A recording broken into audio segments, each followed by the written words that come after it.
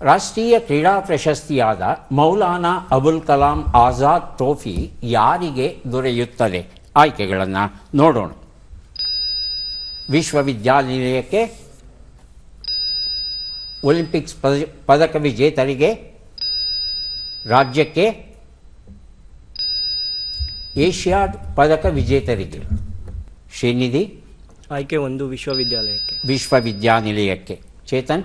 Asiad ಪದಕ ವಿಜೇತರಿಗೆ. Asiad ಪದಕ ವಿಜೇತರಿಗೆ. ಉತ್ತರವನ್ನು ನೋಡೋಣ. ವಿಶ್ವವಿದ್ಯಾನಿಲಯಕ್ಕೆ ಅನ್ನೋದು ಸರಿಯಾದ ಉತ್ತರ ಆಗಿತ್ತು. ಶ್ರೀನಿಧಿ ಈ ಉತ್ತರವನ್ನು ಕೊಟ್ಟಿದ್ದಾರೆ. ಆವಿಷ್ಕಾರದ ಅವಾಂತರ ಈ ಒಂದು ಪುಸ್ತಕವನ್ನು ಅವರಿಗೆ ಕೊಟ್ಟಿದ್ದೇವೆ.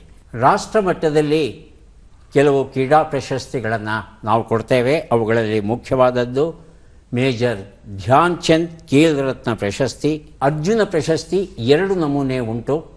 ಒಂದು ಉತ್ತಮ ಸಾಧನೆ ಮಾಡಿದವರಿಗೆ ಕೊಡುವಂಥ ಅರ್ಜುನ ಪ್ರಶಸ್ತಿ, ಇನ್ನೊಂದು ಅತ್ಯುತ್ತಮ ಸಾಧನೆ ಮಾಡಿದವರಿಗೆ ಜೀವಮಾನ ಅರ್ಜುನ ಪ್ರಶಸ್ತಿಯನ್ನು ಕೊಡ್ತಾರೆ. ದ್ರೋಣಾಚಾರ್ಯ ಪ್ರಶಸ್ತಿಯನ್ನು ಕೊಡ್ತಾರೆ. ಹಾಗೆಯೇ ಮೌಲಾನಾ ಪ್ರಶಸ್ತಿಯನ್ನು ಸಹ ಕೊಡ್ತಾ ಇದ್ದಾರೆ. ಇದು ಖೇಲೋ ಇಂಡಿಯಾ ಯೂನಿವರ್ಸಿಟಿ ಗೇಮ್ಸ್ ಅನ್ನೋದು ರಾಷ್ಟ್ರ ಮಟ್ಟದಲ್ಲಿ ನಡೆಯುತ್ತೆ. ಆ ಒಂದು ಸ್ಪರ್ಧೆಯಲ್ಲಿ ಯಾರು ಅತ್ಯಂತ ಹೆಚ್ಚಿನ ಅಂಕಗಳನ್ನು ಪದಕಗಳನ್ನು ಗಳಿಸ್ತಾರೋ ಅವರಿಗೆ ಈ ಮೌಲಾನಾ ಅಬುಲ್ ಕಲಾಂ ಆಜಾದ್ ಟ್ರೋಫಿಯನ್ನು ಕೊಡ್ತಾರೆ.